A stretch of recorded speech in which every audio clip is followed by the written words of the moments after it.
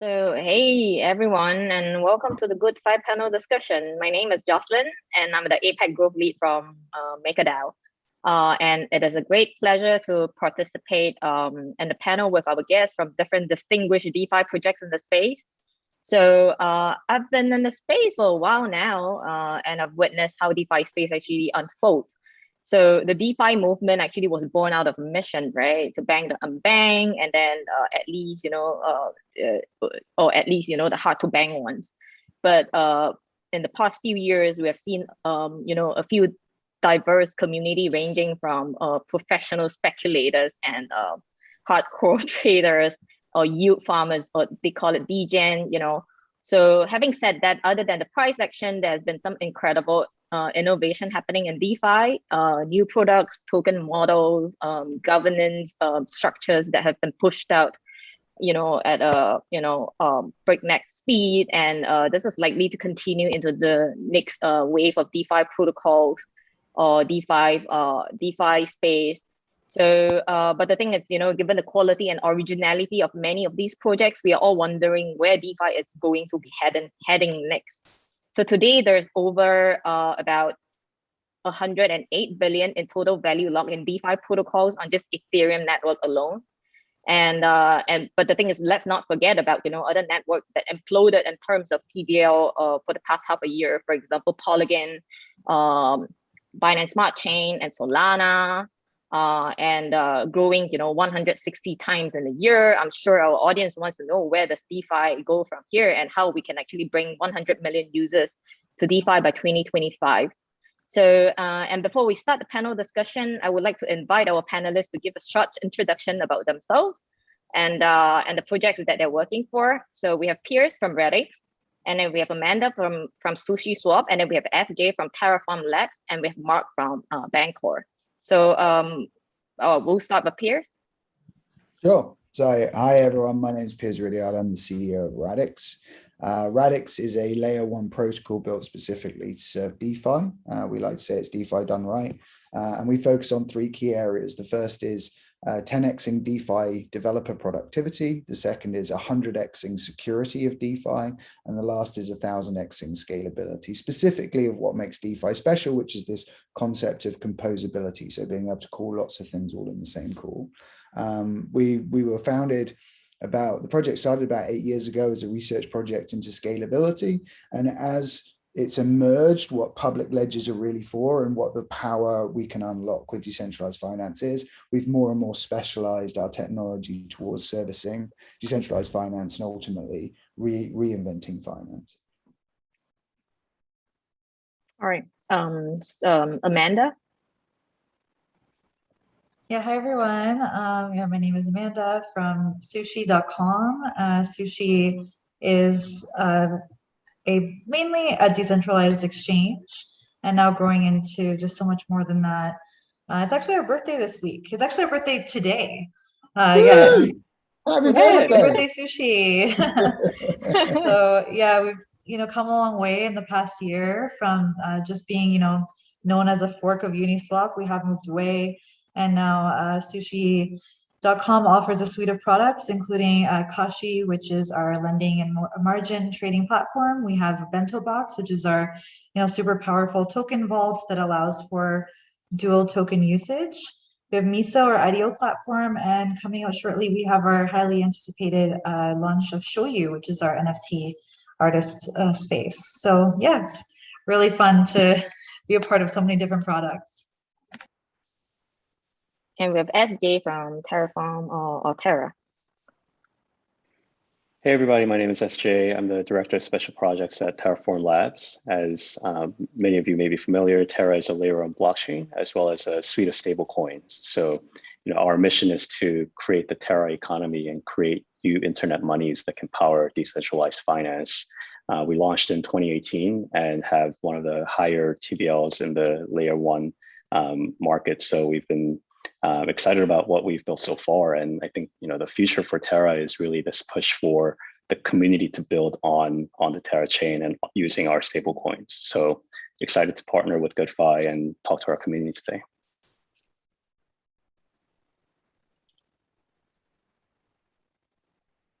And Mark, yeah. Yeah, so my name is Mark Richardson. I'm the head of research at Bancor.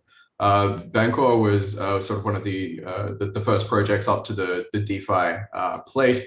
It introduced an idea for creating decentralized liquidity that we now call automatic market makers, and what was back then called relay tokens, and then smart tokens, and now we know them as pool tokens. The project is, it's still very much concentrated around this idea of liquidity and solving liquidity issues in finance. And so the major problems that we are trying to solve are also the ones that we created, right? So with the AMM being sort of first through the gates into DeFi, we were the first to discover what its shortcomings are. And some of those shortcomings are things like opportunity cost and options with regards to user choice in how they use their tokens, exposure to impermanent loss, and the requirement to hold more than one asset that you might not otherwise want exposure to. So the Bancor DEX is really trying to figure out how liquidity providers can guarantee to be, have the guarantee of being rewarded for the service that they provide to DeFi without having to take on any sort of financial risk for the service that they're providing to DeFi. Awesome. Thank you so much for the quick introduction, everyone. So let's just dive right into the panel discussion right now. So, I mean, we have seen a lot of innovative products, for the past few years, and we are seeing a lot more, like popping up, like, now and then. But in what areas do you see DeFi actually as disrupting, or like, like going to be disrupted? Yeah. I mean, because, there's been a lot of institutional interest to want to integrate DeFi protocols to generate high yield for the customer. What do you think this means to like DeFi projects? Yeah, so I think if I'm happy to just start the conversation there. Yeah. So where I see DeFi as being sort of right now, it reminds me of this period in the 1990s when products like ING Direct started to release these things called online savings accounts, right? And at the time it was like, people were freaking out because they're like, what is this thing? Is it a scam? There's no, they don't give me a checkbook. I don't get an ATM card. There's no branch. How can I send my money to a bank account when there's no teller there to hand me my money when I want to withdraw it? I think that's kind of the growing pain that DeFi is experiencing right now, and it's kind of the first user-facing service of traditional financial products that DeFi is disrupting, because it's no controversy to say that interest rates all over the world right now are abysmal, and if you are if you have savings, the worst thing you can do with it right now is leave it in your bank, especially in some places in the world right now. The interest rates have turned negative, so you actually have to relinquish some of your capital to the bank just for the the burden of owning it. And so that's the first part that the DeFi is disrupting. But DeFi is very much a part of the blockchain movement itself.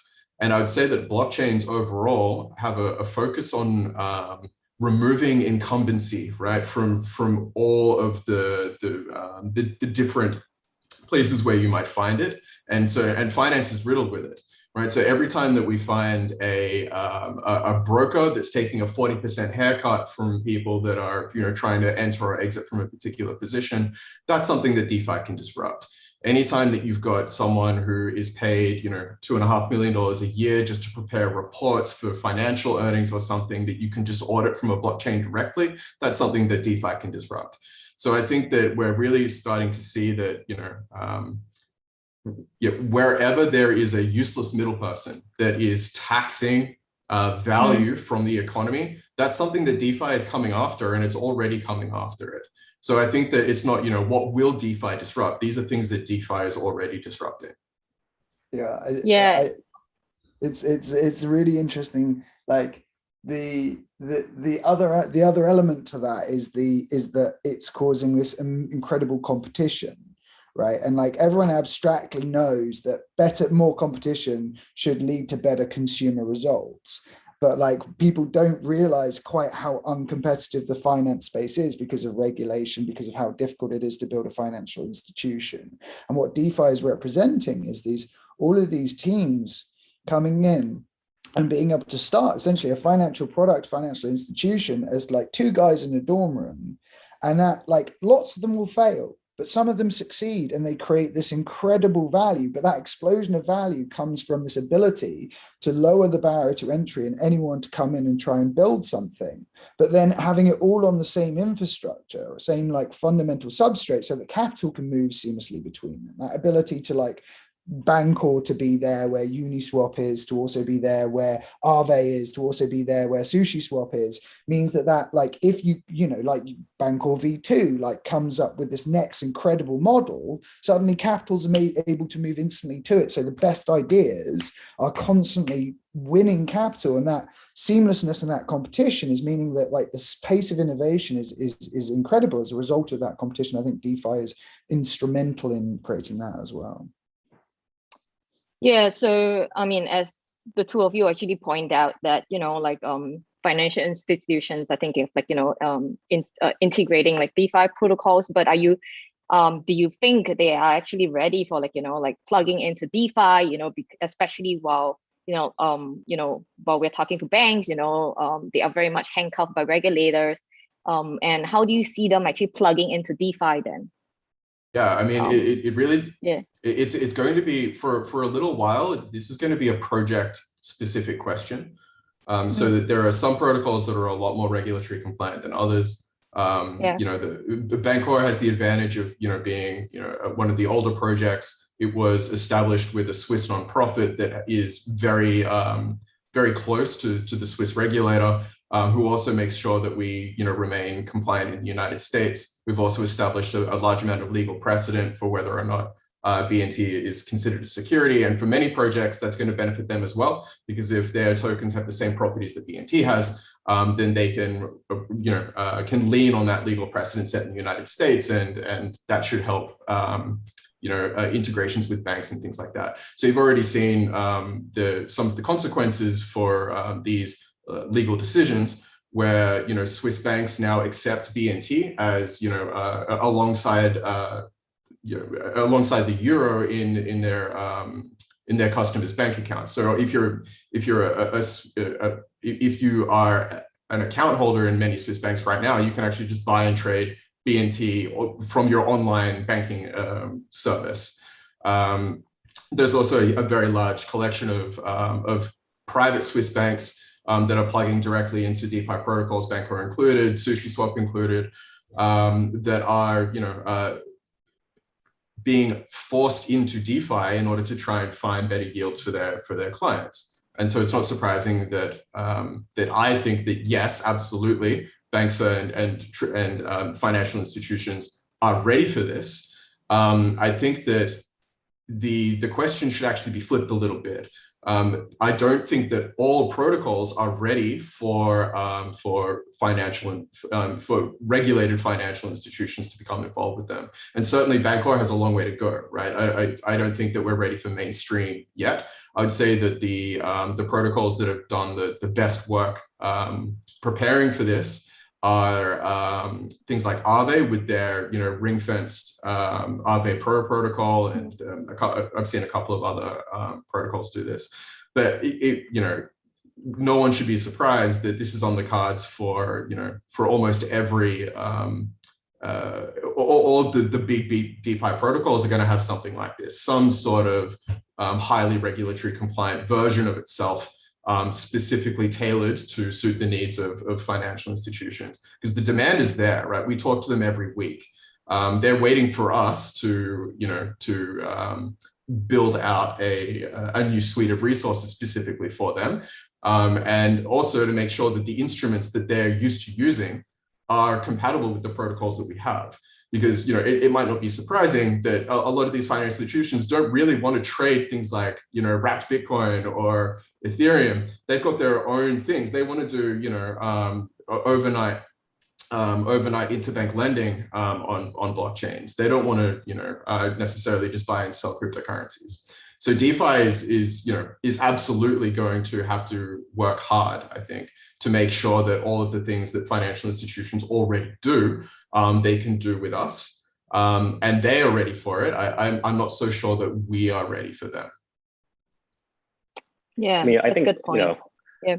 I would say, so I smiled a little bit earlier when we talked about recreating like the financial primitive and the stack and the rent-seeking entities. I spent roughly a decade at Goldman before joining Terra, and a lot of that sounds familiar. I would say what Mark was mentioning as well, though, in terms of financial institutions, they're definitely looking into this space, right? So late last year, JP Morgan announced JPM Coin, and obviously Goldman and other entities at that scale are doing things similar internally in terms of figuring out how to incorporate blockchain technologies.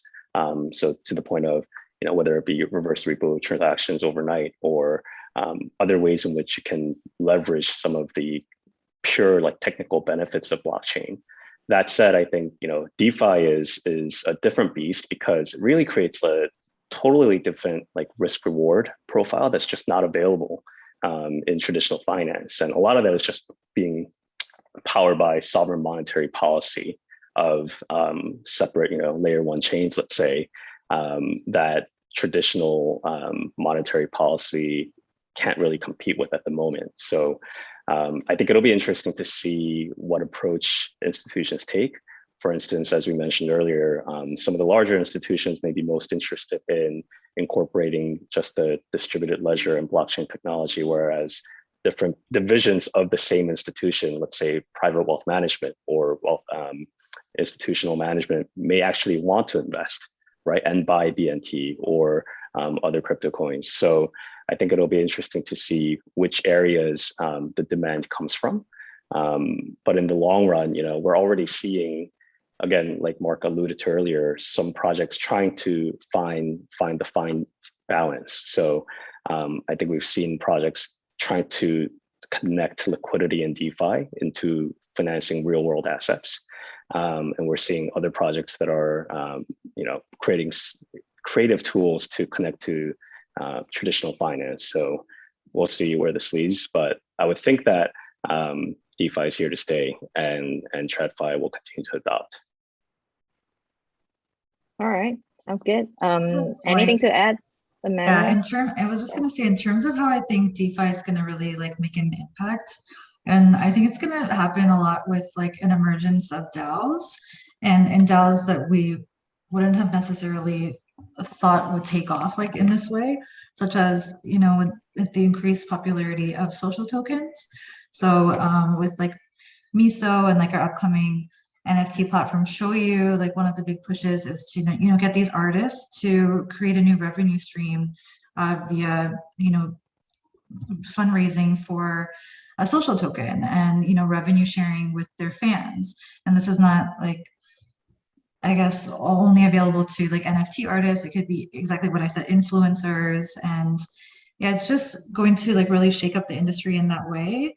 And then I guess because people started going off to this question too, but how I'm thinking we're gonna react with TradFi is like, we had this proposal up a couple months ago about something called these like franchise pools where we can help create like another revenue stream for these traditional financial firms where they use their own UX UI and they're able to take their clients' assets and invest them into like liquidity pools for them. And I think that it would be a great way to kind of marry like the DeFi community with these more traditional firms.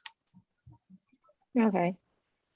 So while we've been talking about traditional financial institutions, dabbling into DeFi space, but do you think that DeFi ecosystem is actually made for just big players or like big whales?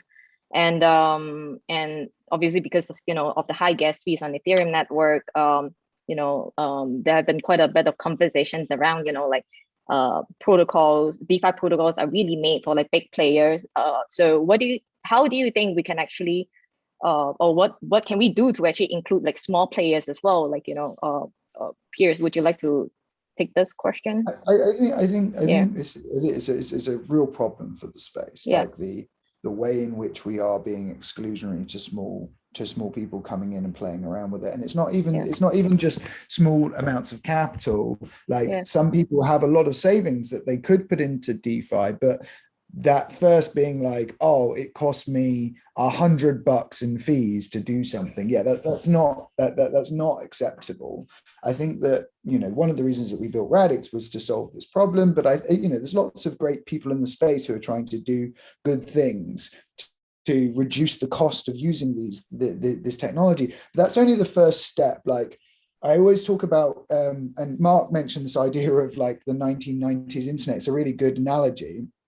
We haven't yet had our Netscape Navigator moment. So like the actual experience of using DeFi, even if you remove the how expensive it is still terrifying to the casual user. Like MetaMask as an experience, private key ownership as an experience, like having to understand that there are different ledgers and there are different ways of securing yourself, the frequency in which you can get scammed or hacked, and how difficult that is to protect yourself against if you're not on crypto Twitter all of the time and not always hanging out in communities. That's going to get, I think that needs to improve as well. Like one of the big reasons that I think GoodFi is so important is this educational purpose of actually giving people a safe starting space. But I think the industry itself is going to need to get better at presenting really easy to use user experiences. That's going to mean that we can breach this current like early adopter bleeding edge community into people who are just like, I don't have all weekend to sit and read all of this stuff. I just want to know that when I click this button, my money's safe and it's gone somewhere, and I'm then going to, get a return. So there's these outsized returns that are attracting the high risk profiles. But for us to get serious about breaching into the mainstream, there's big parts of security and user experience that needs to be improved as well, which is, big things that Radix is working on. But beyond that, I think that there's a really interesting, almost dichotomy between us going, right, what we're doing is we're getting rid of intermediaries, but we're also trying to cater towards institutionals. There is an inherent, weird thing power there, struggle. Institutions are normally intermediaries of other people's capital. And I think the point of these structures is to try and disintermediate, trying to give people more ways in which they can directly have their capital allocated within a system that gives them good returns and safety without having to have these intermediaries in the first place. But until that occurs, the institutional conversation is really useful for us to understand better on how better to work with regulators. Because I think what we used to do as a space is go, no, regulation bad, crypto not regulated, here's a space that's outside of regulation. Now what we're realizing is that it's sort of like levels of abstraction. You can have a permissionless system, but you can have a permissionless system that's highly attack resistant. That's a good thing, but you can still have a permissioned little garden on top of it. And I think what we're going to see next after Aave's Aave Pro experiment and what Bancor's working on next and all that kind of stuff, which I'm assuming rather than knowledge here, is I think that we're going to start to see connections of these gardens, and you'll see spaces that are regulatory compliant and spaces that aren't, and then ways in which these things can all bridge together. And the more complicated that becomes, the more commercial the entire thing can become, but also the more accessible to the end user as well. I think it's all about bridging the user experience and the capital markets together to create the best possible financial infrastructure. And that's going to take us a while, right? This is long-term goals. I think that Ethereum has earned its reputation as the rich person's blockchain, right? If you tried to do anything last year, you were paying thousands of dollars of gas, on a daily basis. And I agree with Piers, it's completely unacceptable. But it's also, it's a very immature, technology where we're not really at the stage yet where, there are DeFi protocols advertising on TV spots or during the Super Bowl or something. We're starting to see that. That's changing a little bit, right? The crypto space has started to become a little bit more mainstream. Crypto.com just recently had an ad at at a fighting tournament of some kind. So it's becoming a little bit more mainstream, but we still got this growing and, learning about ourselves process to get through before we have to worry about these things. But I think that there was a lot more insight than just how much it costs to use blockchains in what Piers was saying. And I agree with him. I think that this the Netscape Explorer analogy was a good one. I'm thoroughly convinced that eventually, for DeFi to work specifically, users shouldn't even be aware which blockchain they're using, right? At the moment, this is a very big, thing within the communities. Like, people get excited about like the launch of Avalanche, and so they should. It's a terrific blockchain. They got super excited for Polygon, and so they should, right? It alleviated a huge amount of congestion from Ethereum. But the regular person, right? We're not just talking about how expensive it is in terms of their money to use Ethereum, but most people don't have the fucking time, right? To learn about all of these things and how to use them. Even as, an industry professional, every time there's a new blockchain that I now have to go and investigate, I get like, I have to go and make a coffee and work out how do I, what's the bridge, protocol for moving funds between them? Does it even, accept Ethereum? Do I have to do something else? I remember the first time I tried to use XDAI, it took me like a whole day to just to work out what I was supposed to do to get on there. And this is my job. I do this every single day. And so to expect regular people to have not just the wealth of capital to be able to use blockchains right now, but the wealth of time to be able to sit down and educate themselves at the same time that people are constantly fishing for people doing this for the first time so that they can exploit them. There are so many problems that aren't just, capital, related to how much money people have for using blockchains. There are other barriers that are equally important. And I think that Piers summed it up very well. I just wanted to reiterate some of those points. Yeah, totally. I mean, apart from, just network scalability issues, where it requires a lot of gas fees if, people pay thousands of gas fees just to, yield farm or to be involved in DeFi protocols. I mean, I do see security issues as well. So, SJ or Amanda, would you like to take this question? So what is your thought on security issues, and what do you think we can actually do to just to make sure that funds are not hacked, what happened to Poly network, that the recent Poly network hack 2 weeks ago. Yeah, I mean, I think it's a byproduct of just everything being very early, right? And if I can go back to the point earlier, actually on DeFi as well, to what Piers said and Mark said as well, I think it's the same point of us being very early. At the same time, I think, if you look at, it kind of depends on which spectrum of DeFi we're talking about, because there's definitely products out there that abstract away the blockchain from users, if you will. So, we created Chai, which is like an e-payment wallet or e-wallet or payment gateway in Korea, and we currently have 2.5 million users who use it without even realizing that they're interacting with a stablecoin or a blockchain. And some of our community members are building something similar, and obviously it's happening on other chains too. So I think to the extent that layer 2 solutions, to the extent that the future is kind of interchain, we'll see a lot of ways in which some of the constraints that are imposed in the DeFi ecosystem right now will be solved for. And then, going back to the security issue, I think it really is, up to the community and up to all of DeFi to really get stronger around that. So whether it be taking security very seriously, testing things in and out, having strong bug bounty programs, auditing in and out, it's something that we'll just have to continue to iterate to get better at. Unfortunately, the opportunities are so grand here, right, that I think we'll continue to have people who try to exploit. But I do think that this is just kind of the growing pains, if you will, of a thriving ecosystem, and something that we'll be solving for in the near future. And maybe as a product of this technology being so immature, is also the fact that DeFi is at a stage right now where we have so much pressure to ship products so fast, just because the competition's so fierce. At Sushi, we are shipping new features every 3 months.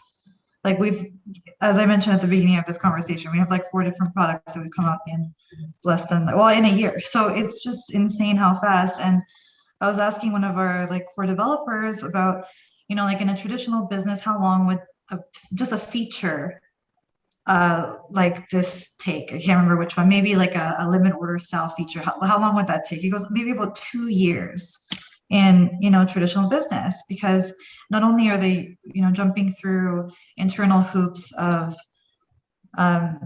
getting permissions, but also as SJ just mentioned as well, like there is so much auditing and testing, and, we all do our best, but just because these technologies are so new, there are just so many like potential exploits that, like, as with the best intentions and the best auditors at your or in your pocket, there are just like so many different scenarios that you might not have come up with, just again because this technology is so new.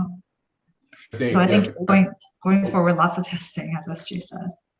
I think there are longer term solutions here as well. Like, we are still building on a very immature language and a very immature VM. So like Solidity hasn't really changed that much from when it was first proposed, and that's because it's very difficult to change that sort of the way it works once the immutable ledger is set up, especially in the way that the Ethereum was built, and the EVM, the Ethereum virtual machine, again, like that, a lot of that is actually exposing issues. Like one of the things that Radix is doing is building a new language and a new execution environment specifically for decentralized finance to try and massively reduce the number of ways you can make mistakes in just how you program and the attack surface that's represented by the functionality when you have to do things like auditing, which what we hope that will do is actually make it easier to build things more securely, which will lower the barriers to entry for new people coming in, but we hope will also reduce the burden on teams trying to build in the first place.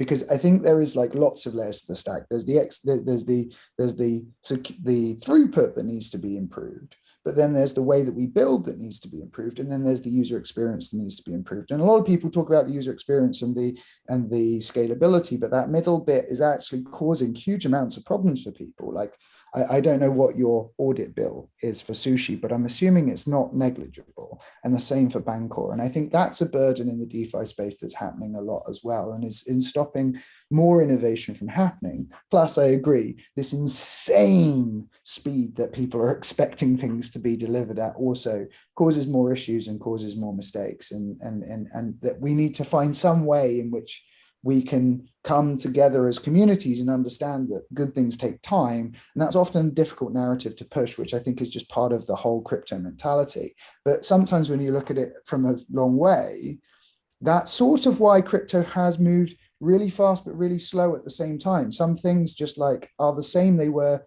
10 years ago, and they're still sort of crazy that they're like that. And it's partly because no one's willing to stop and like do the hard engineering work. It's just like, no, we have to do this, we have to do this, we have to do this. And it's all iterative and little things, which is why I think like what Terra has built is so interesting in going, wow, like stable coins are so integral to the system. We want to make it like as part of how the ecosystem works. And there's this amazing feedback loop experiment going on. And like, Bancor has started the constant function market maker and has just been constantly like long-term building new functionality as well. And like what Sushi is doing is awesome.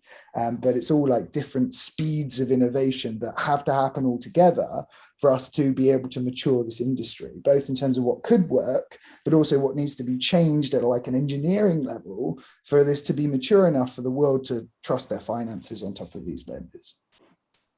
I think that it's important to acknowledge that when we talk about security in DeFi, it doesn't mean one thing, right? There's things like smart contract security, and absolutely what Amanda was referring to is 1000% correct. The pressure to constantly produce stuff is overwhelming, more than not just the sense that the space is moving so quickly, but compared to other businesses, we interface with our communities on a daily basis, right? They are in our emails, in our Twitter accounts, in your face 24/7, asking you what the next thing is, telling you their ideas, and it's great, right? I wouldn't trade it for anything. but it does mean that you do feel this pressure to release stuff more quickly. And it means that managing your community's expectations, when we say something like, guys, stop asking when V3 is going to be released, we'll tell you when it's ready, because if we rush it, there's billions of dollars on the line, and we just don't want to take that risk. So there's that kind of smart contract risk, and certainly I think managing community expectations and also treating developers with respect and giving them the time they need to do things right is also important. And I'm sure Amanda will tell you, auditors are completely overwhelmed right now, right? If you want to get a contract audited, you better have booked it in back in April. And that's a huge problem. I really don't think that there is enough auditing expertise and availability. And we're already seeing what the consequences of that are, right? I don't want to mention any auditing firms by name. Everyone on this call knows who they are. But the ones that are the most overwhelmed, the most over inundated with audits, are the ones that are now showing up consistently with hacked projects that they gave a rubber stamp to. So that it is a huge problem. Smart contract risk is a problem, but it's not the only security risk that we face. For especially in DeFi, and with these new tokenomics models and things like that, there's also an economic security risk where we're now playing around with really brand new financial and economic ideas, and a lot of them are very good, but a lot of them are pretty untested. And so with Bancor's version 2.1, we were really I want to say that we were quite disciplined in the way that we launched the protocol out. We deliberately kept the TVL small for as long as possible. We wanted to make sure that the model was behaving in the real world the same way it behaved in simulations. And I think a lot of naive project developers aren't doing that, right? They develop something on paper or on a whiteboard, and then they launch it out into the world without really having a good understanding of what its behavior is going to be. And the algorithmic stablecoins, for example, is a really good example of this, right? Things that can end up permanently depegged and end up upsetting a lot of people, including prominent billionaires who then start worrying about regulatory involvement for the first time. These kinds of security risks are a thing, and I'm sure SJ will have something insightful to say about this, because there was a period there where Terra's stablecoin was being looked at with great attention, and luckily it had the resilience to prove its mettle. But it just goes to show that whenever that doubt starts to creep in, people start realizing, what? DeFi has a huge amount of uncertainty associated with it that has nothing to do with smart contract risk. There's an entirely different kind of risk there, and you may as well call it a security risk. And so I get uncomfortable when we talk about security in DeFi, treating it all like it all fits under one umbrella, because they're very different things. You can have an airtight contract with extremely questionable economics, and you can have something that has rock solid economics, but a ham-fisted execution on solidity. And so they are two different discussions, and I think they need to be handled as two separate discussions. Yeah, so I mean, to your point, right? Regulators start, because of all this different complexity or different layers of risk, regulators started to actually, paying a lot more attention to DeFi space. So do you think, authorities or regulators around the world can actually regulate DeFi, or or even should they, because some said that they might stifle innovation. So question for everyone. Yeah, if you guys don't mind, I'll answer this one quickly, because I recorded a podcast just earlier today, and I said something to the effect of, I really do think that that the entire cryptocurrency movement, DeFi in particular, can cooperate with regulators. There's no reason to assume that it shouldn't be able to do that. When regulators say things like investors should be protected, and there should be some minimum level of vetting when something enters out into the world before it attracts billions of dollars investment, I think these are all very sane asks. And anyone who says that that's unreasonable, or that is just a a government trying to shoehorn itself into a system where it doesn't belong. I think that that's a naive counter argument. However, I do think that a couple of things need to happen before cryptocurrency can be, and DeFi can be effectively regulated. And one is, I would really like to see governments start to acknowledge that it was their incompetency that had a hand in the creation of DeFi in the first place, right? That there needs to be a very thorough revision of the failures of the old regulatory method that isn't introduced into DeFi, because it's just going to pollute it again, and we're going to end up with DeFi version 2.0, and we're just going to end up in a constant cycle of people constantly outpacing the regulator. And I promise you, governments are the slowest moving entities in the world. I've worked for governments many times. And they will never be able to keep up with what private investors and private developers are doing. So if they want to regulate DeFi, I think that they're going to have to relinquish some of the stranglehold that they have on how these instruments operate, and give it a little bit of rope. And at the same time, I think that the cryptocurrency community needs to concede that this shit needs to be regulated. That there are occasionally, at the moment, there are hundreds of billions of dollars on the line. But if this goes how I think it will, eventually there might be upwards of $1 quadrillion on the line. And some of, when you end up with that level of capital, the capacity to bankrupt the whole world becomes a legitimate concern. And also things like, making sure that if you are trading with someone or earning money with someone in the same protocol, that it isn't, accidentally funding the Taliban or something. It is a legitimate concern, especially if you're if you're held to the standards that the Commonwealth Bank of Australia is, or that HSBC is, although they take money from, drug cartels. So maybe that's a bad example, but you know what I mean, right? It's, I think that regulation is a positive thing, and we should embrace it reluctantly with certain conditions. And I think that that's reasonable. I'm really curious as to what the Terra view on this is. Yeah, I would say, I think to the extent that regulation is thoughtful and there's healthy debate, that's totally fine. And that's something that we want as well, because I think to the extent that we envision a future where our stable coins or the Terra economy is flourishing, I think it's not necessarily, in contradiction to where regulators are, right? So I think to the extent that for all of DeFi to really flourish, Mark's right, like there needs to be some healthy dialogue and also clarity on what's allowed or what's not allowed, and why. I think the problem that we're having is, one, there's lack of clarity because regulators are trying to be thoughtful and trying to create a dialogue that makes most sense.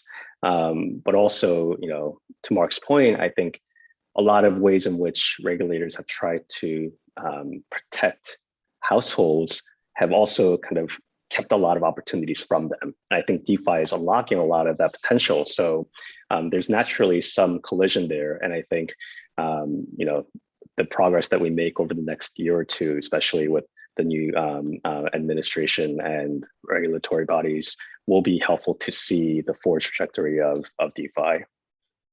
But what we like to say is, progress can't really be stopped. I think to the extent that there is further pressure, I think that may actually galvanize DeFi even more. So it'll be interesting to see where we get to. I think there's two principles we operate on anyway. The first is that regulation can create a scenario of nanny state, right? Like, as in, a good example of this in America is the sophisticated investor rules. Like, if you have over a certain amount of money, you're allowed to buy these products, and if you don't, you don't. Now, like, from the point of view of an easy thing to measure, sure, that makes sense. Like, the regulators go like, how are we going to make sure that people don't get screwed over? But the thing is like, the amount of money you have doesn't have any real view on your level of sophistication. And like, what it ends up doing is just treating people like children. No, you can't have that. You're not clever enough. And the way we measure that is how much money you have, is like the worst kind of statements.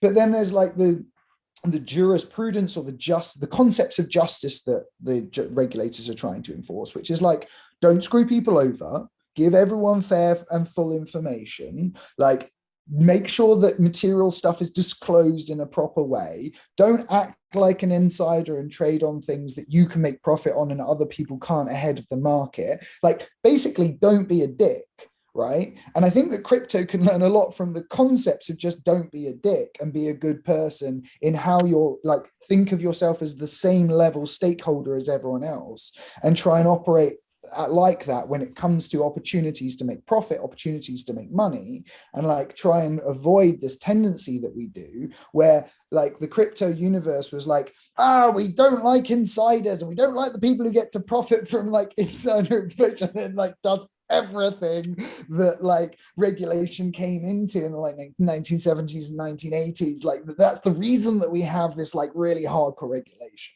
So if we want to like fight regulation, I think we're fighting the things that tend towards nannyism. Stop treating people like children. They're not children, they're adults. But at the same time, don't be a dick. Like think about how you would want to actually, if you were not you, but was someone else outside of your company or your team or your group or whatever it was, would you want you to behave, would you want you to be behaving in that way, or would you want you to be behaving in a different way? And I think if those two things happen where people are not dicks and that we push against the principles of nannyism rather than like, we don't want to get regulated for any reason, how dare you like infringe on our rights, I think we actually can end up with a good dialogue with the regulators, because that's what the regulators are trying to do at the end of the day. It's just they don't understand the technology and they're being very, very like heavy-handed in what they're doing. Yeah, I mean, I do have a question for Amanda though. Like, I mean, being, the new kid on the block, do you have a compliance or legal department that deals with like regulators? Like. I just wanted to start off by saying I'm going to be the first member of Don't Be a Dick DAO, Pierce's new DAO. But for Sushi, because we are a DAO, I think I agree with what everyone's saying. It seems like an unstoppable force, but I would be really interested to see how like regulatory bodies would come up with laws for something of that size and of this, the intricate nature of it.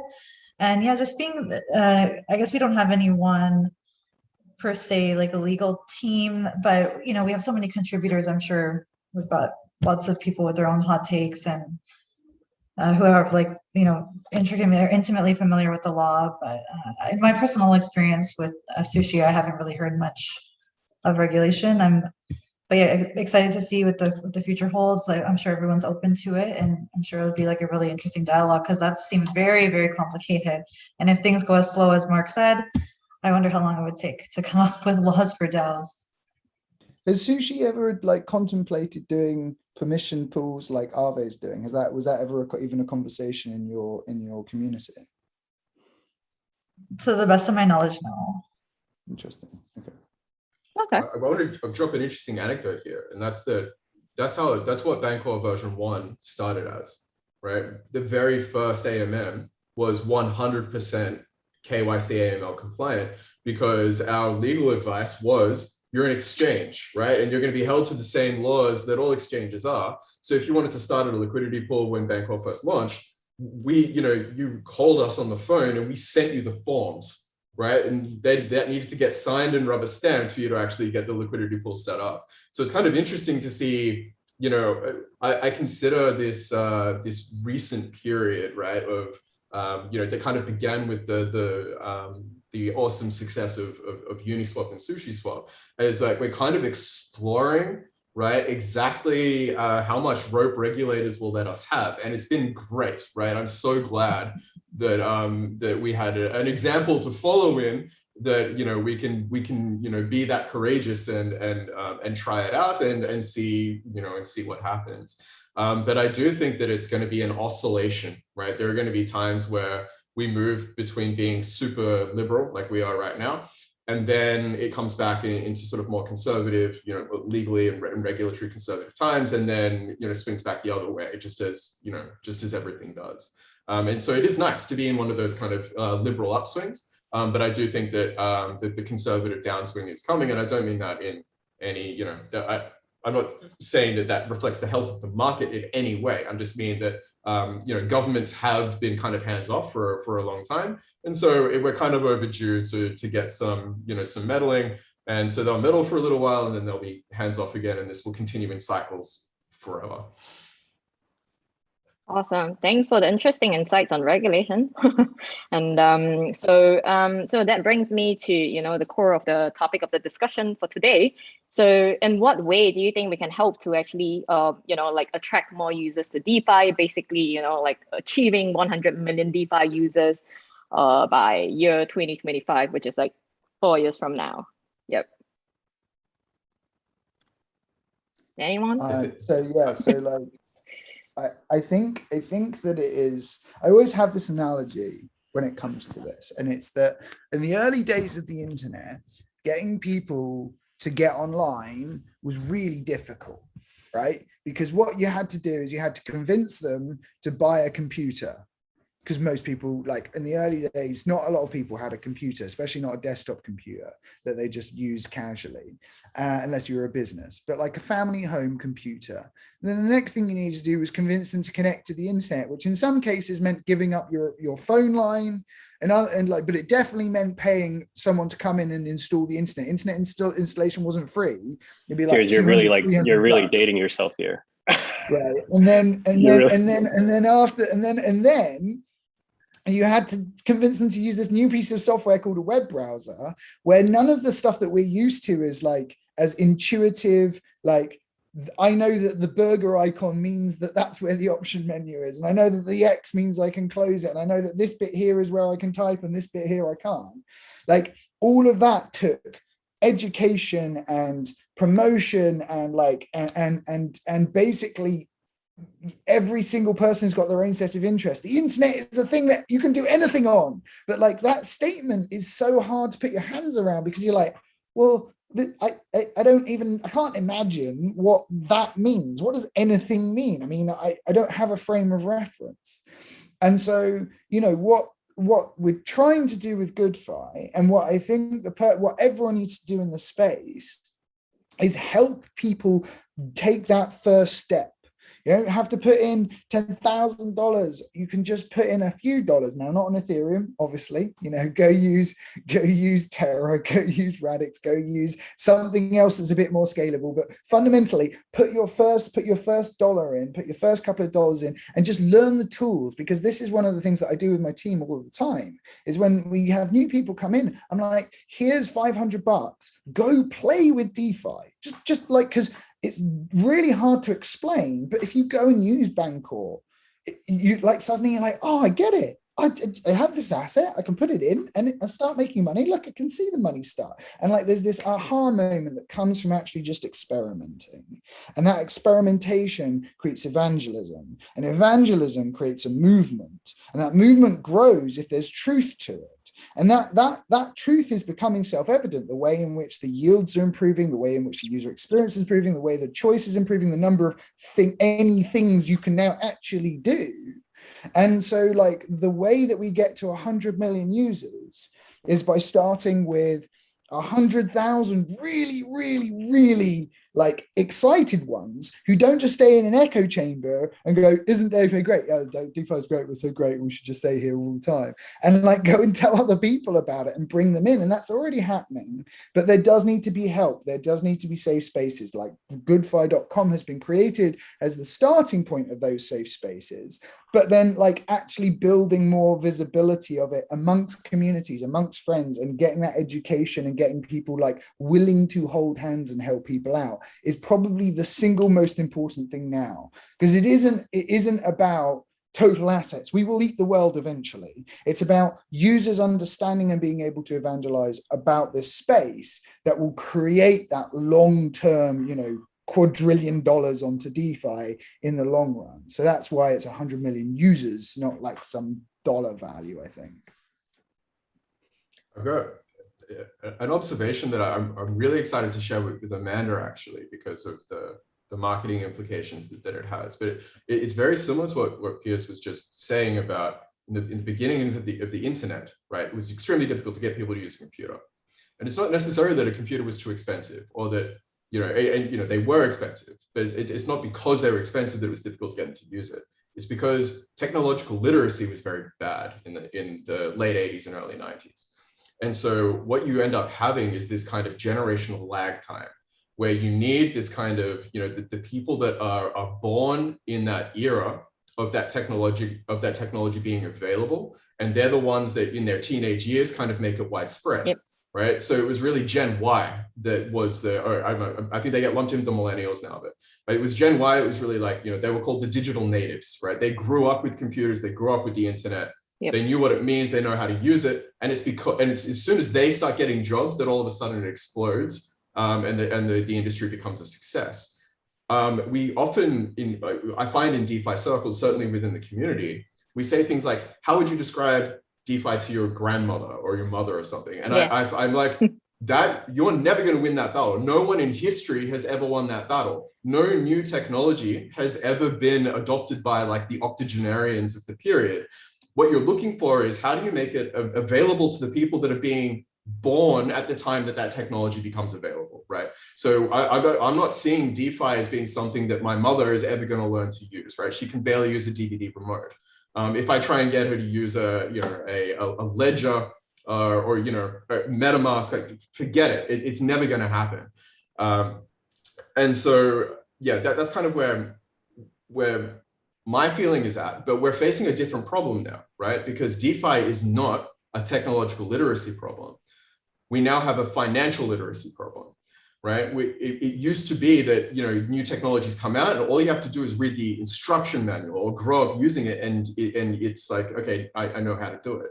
But really, we're in this weird period in human civilization where for like the past 80 years, there have been this one section of professionals who are responsible for all of the world's finances, and unless you have been, have made the deliberate choice to become exposed to it at university level, you never even learn about it, right? No one talks about what how interest is calculated or what it means at high school, right? There is no introduction to finance, or at least where I grew up, there was no introduction to finance class. We were taught useless things like geography and music. I don't know, maybe that's controversial, but there should have been a class for this is what financial, these are what basic financial principles mean, and this is how you apply them. And that for me is the biggest challenge for DeFi, is because you are no longer entrusting some industry professional to make good financial decisions. You're now trusting individuals to make good financial decisions. And that is a huge education burden. And I think that we're going to have to start having the same sorts of conversations that we were having during the internet boom, which is, shit, maybe we should be teaching kids how to use computers in school, right? We're now going to have to start having these conversations where, okay, maybe we're going to need a class for people to, audit smart token contracts and work out whether or not the economics make any sense. I actually do think that this is where we're headed. And that is the thing, that is the number one, bottleneck to DeFi being an everyone on the planet sort of technology. But I'm really interested to hear from Amanda on this, because this is the sort of thing that we struggle with internally with our marketing campaigns, that we're not just selling a technology, we're also trying to, once you bring people in, you then need to start teaching them what exchange rates are. Well, yeah, I really liked Pierce's analogy with the first learning the internet, but then I tended to just agree with you a tiny bit more, Mark, that it's not as much of like a technological literacy issue, but I also don't really think it's too much of a financial literacy issue. Of course, when we get into things like lending, margin trading, that's a completely different story, and some of the more complex and DeFi financial tools, like maybe even staking. But if we look at, a DEX and performing swaps, buying and selling assets, I think if we just think of it in that very, very primitive way, I think the financial literacy is there. Everyone can understand what that is. swapping assets, it's very simple, but I think the number one thing, and this is like a common rhetoric in like Sushi community, is that the UI of all these different amazing products is so foreign. So the whole process of these transactions are just so foreign. And that's, I think, one of the upcoming features that we're trying to tackle, or sorry, one of the problems that we're trying to tackle with our upcoming AMM Trident, which is depositing assets into our token vault and keeping them there, and then performing all these other transactions, which I think is, you know, what people might be more similar to. I know this is very like Sushi focused, but yeah, I think just making things more, or like the process of transactions, just a lot more familiar. And that also includes like UI standardization. Like we have, you know, these little petty rivalries that are really fun for crypto Twitter, but like truly, like we just want mass adoption. Everyone here is like trying to, you know, it sounds kind of cringe, but trying to like change the world. So it would just be a lot easier if we're on the same page. And if UI was standardized, then we would have a lot more people become familiar a lot more quickly. I'm glad you brought up the petty rivalry part as well, because I think that this is another thing, is that cryptocurrency still has this lingering chip on its shoulder, you know, toxic, you know, cannibalistic mentality, where, you know, if people are discovering cryptocurrency for the first time, it can be extremely confronting and unwelcoming, right? You know, and I think that if we tell ourselves all the time that we want mass adoption, but the first thing that we do is berate everyone when they're coming through the door, it's not a, you know, it's like the worst welcoming party in the world. And I think that this is something that, you know, as leaders within the industry, is something that we should probably shoulder a little bit more responsibility for.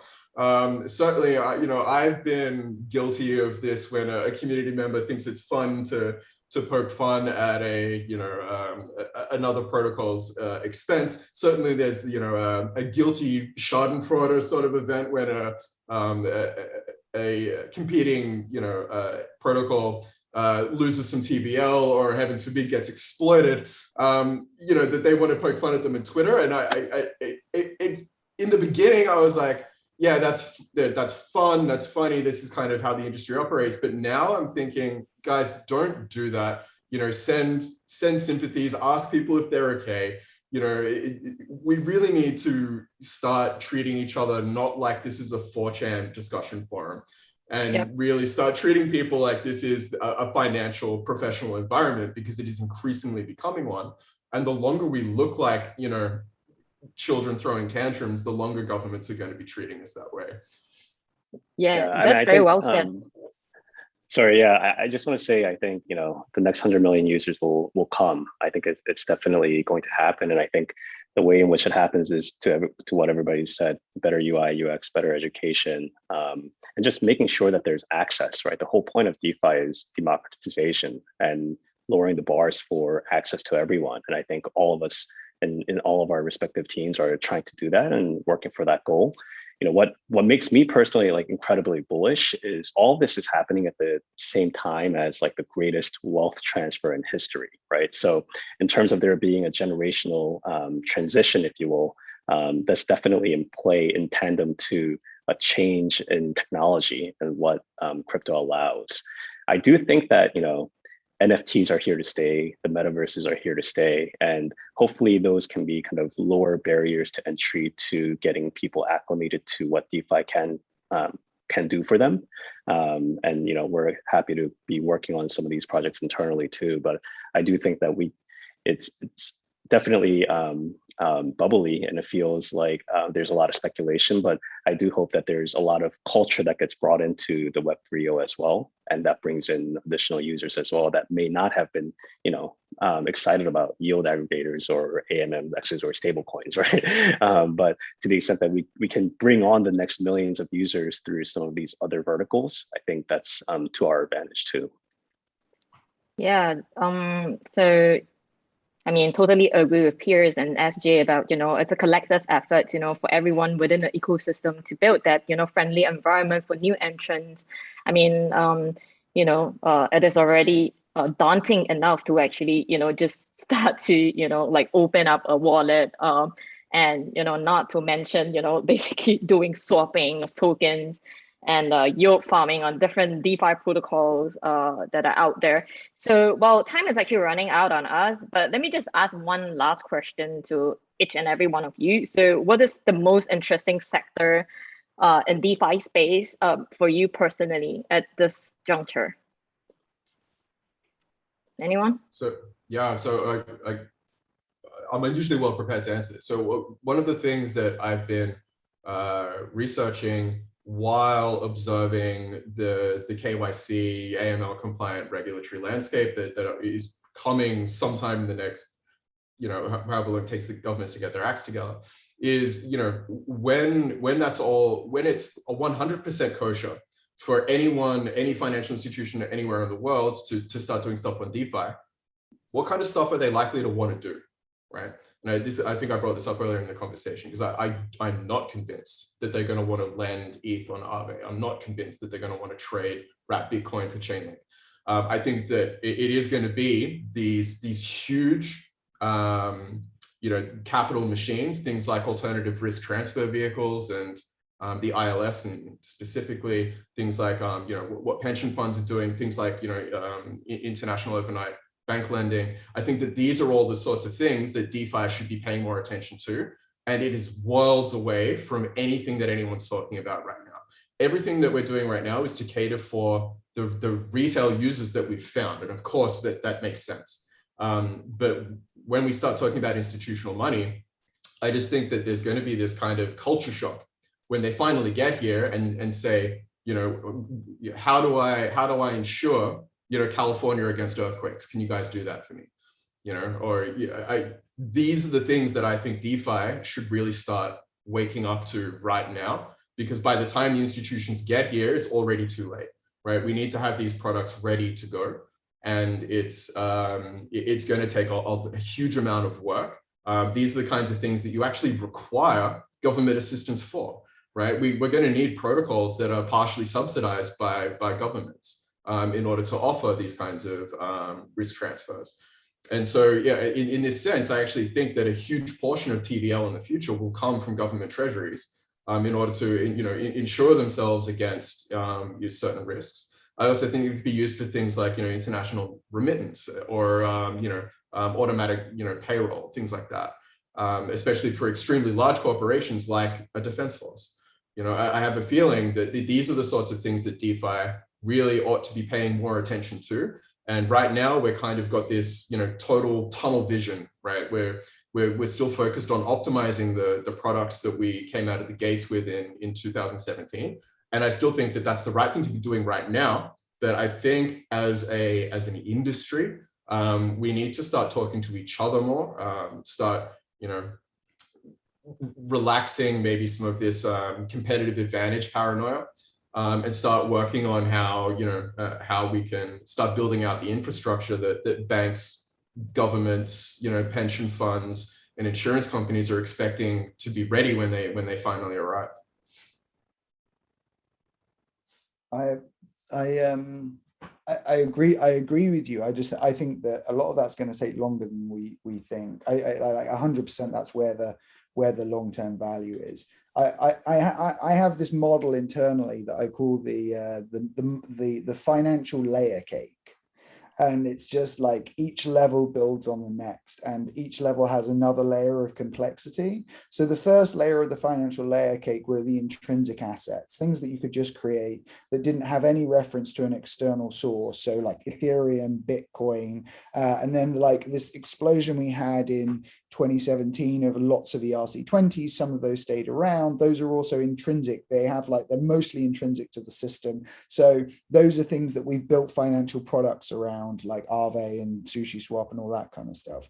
And then the next level up, we have like this, we have representations of money. And there are lots of experiments going on with that. Some of those are stable coins, USDC, USDT, and others are things like algorithmic stuff, like what, or partially algorithmic, like what Terra and Luna's doing. and other people in the space. Now, the reason that we need those is because we need settlement. If you want to build a financial product, you have to be able to settle it. And a lot of the time, settlement you don't want to have in something that is volatile because you don't want to take two bets. You just want the bet on the thing that you actually want to do. The next layer up, as far as I'm concerned, and it's really interesting debate if people think these are other ways, but is things like options and derivatives, because an option and derivatives, you have a settlement instrument and you have a data feed, you don't need anything else. You can just program the rest of that logic in. So I think that like perpetuals, synthetics, swaps are like, and swaps I think are coming quite soon actually, because Aave and Compound are going to want to do more around fixed interest rate, but need some kind of secondary market around the synthetics to be able to do that. So I think that that's the big next step, is like swaps and perpetuals and synthetics are where we're going to next, because we've now got enough good representations of money to start to do more complex financial stuff. And then the next layer up, you want settlement of real world assets, but you need to have representations of that. Now, we started with things like, okay, we've got an institution that can have money in a bank, and so we certify to that. But if we widen that to, for example, an exchange for coffee that is certifying the existence of coffee and allowing the trade and the settlement, and then like commodities and stuff like that will probably be the first thing that we start to do real settlement of. And then it's just sort of going to go up the value chain towards more and more complexity. And right at the top is things like stocks and shares. And the reason that's right at the top is because they're really, really complicated instruments. They have like so many rules that go with them. And we keep trying to jump to them as an industry. We keep going, oh, we're going to do stocks and shares. And it's like, no, these are the hardest things to do because of shareholder rights and drag and tag alongs and like dividending and like seniority and all of this really complicated stuff. So I'm really excited about everything that Mark said, but I think that the next 3 years is probably going to be still more in the synthetic phase before we start doing real banking and real world products. Yeah, and I would say, I guess where all of us are probably biased, but everything that Piers and Mark have said, I'm super excited about. I think the other thing that I think about a lot is just the integration of DeFi into traditional finance, like we alluded to earlier. And some of that is being led by neobanks and fintech companies, right? So to the extent that we have new kind of fintech or neobank startups that integrate Anchor savings or other DeFi savings primitives into their offering to users and provide a solution that is competitive to inflation, if not much better than that. I think that's a kind of leeway into getting the larger institutions onboarded onto DeFi. So hopefully that powers the next millions of users. And then with this grassroots movement happening, that brings on more institutions as well. Yeah, I didn't want it to sound like, my head is completely in the clouds thinking about what this stuff is happening. I know it sounds pretty blue sky. I just think that this is, totally. One of the things that DeFi is unusually well suited to solving. But yeah, I think of the things that I appreciate the most, not just the things I'm interested in, I still think, empowering the individual and giving them a safe, simple, and even fun way to use their capital to achieve a financial goal is still the thing that makes me get up every morning and continuing to do what I do. Yeah, okay. What about Amanda? Any thoughts on this before we wrap up the discussion?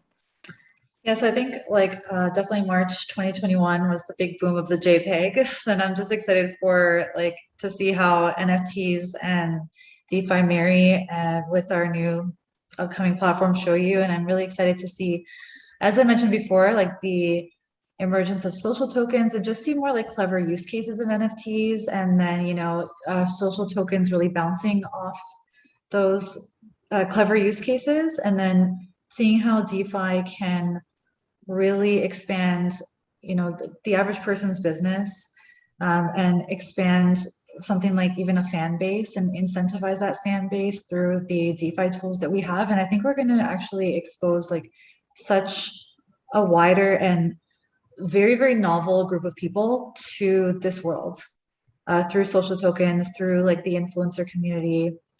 And I think that it's just a match made in heaven, and I can't wait to get started. I can't wait to see how DeFi and NFTs collide, and all these tools. We'll try to make it as easy as possible for them to understand. But yeah, it's going to be like a huge year this year and next for that. All right, thanks, Amanda. So, and we have come to an end of the panel discussion, and thank you to all of you for taking time out for this panel discussion, which I thought provided really excellent insights, onto the questions that were asked.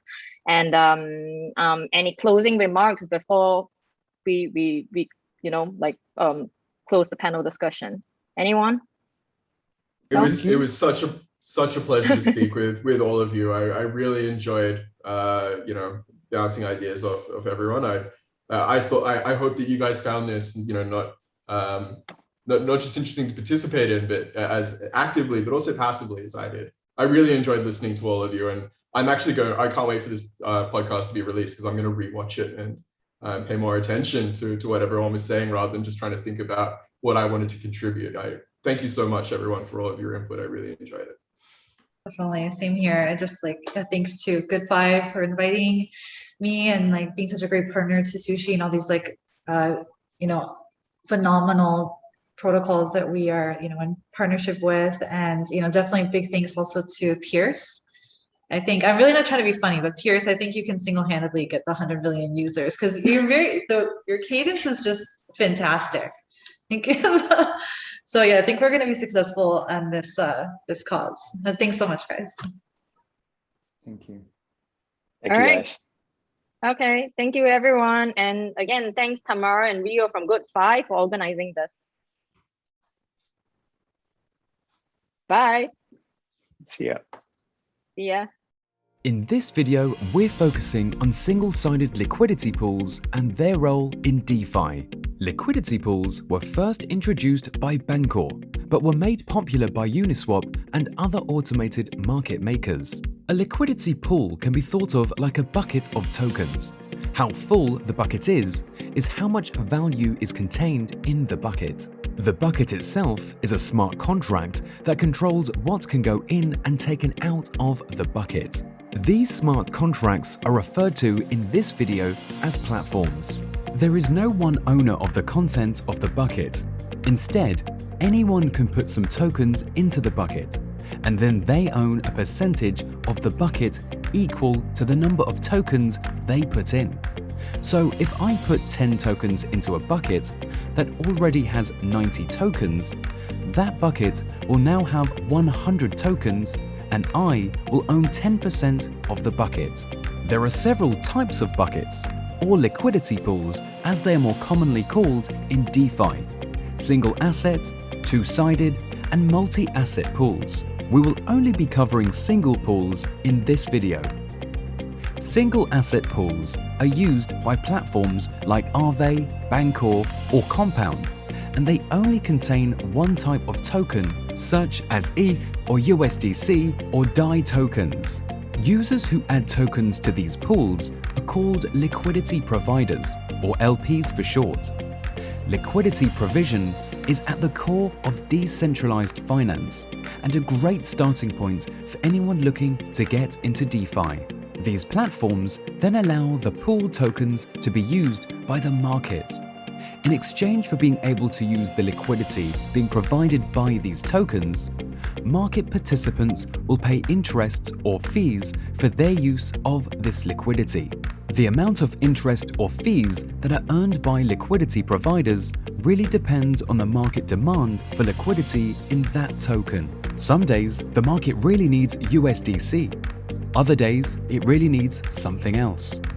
This means that interest and fees can fluctuate day to day, and so you will often see a different rate being offered by a particular platform on a daily or sometimes hourly basis. But that is nothing to worry about, and it all averages out over time. Generally speaking, it is best to start picking your favorite asset and your favorite platform and starting simple. Trying to chase the hottest or highest return pool is often a game that can drive you a little crazy, and moving assets around can get expensive. Picking your starter asset and platform and then being patient is always a great way of starting. Your pool might not be the hottest now, but it might be next week, so don't worry too much. As you can see, liquidity provision is a fantastic way of participating in the DeFi market without having to be too active. To provide liquidity, you simply have to send tokens you own into a pool and leave them there for as long or as short as you like. All the time it sits there, it's earning interest for you. It might seem complex at first, but once you understand it, they are a great opportunity to put assets you already have to work, and you will be helping decentralized finance grow. We've included links for more information on each of the platforms we've covered in this video below.